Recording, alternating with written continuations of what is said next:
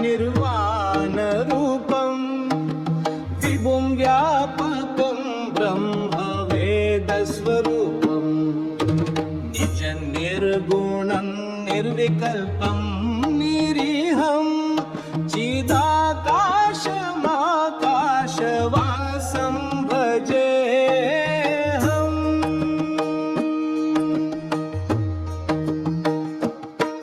निराकारमूकारमूलं तुरीयं गिराज्ञानगोतीतमीशं गिरीशं करालं महाकालकालं कृपालं गुणागारसंसारकारं नतोऽहम्।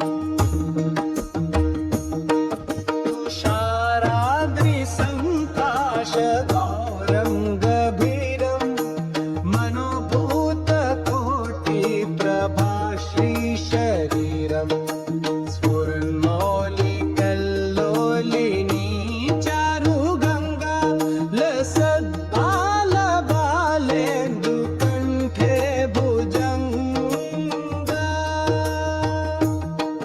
जलत्कुण्डलं भ्रूसुनेत्रं विशालं प्रसन्नाननं नीलकण्ठं दयालं मृगाधीशचर्माम्बरं मुण्डमालं प्रियं शङ्करं सर्वनाथं भजामि।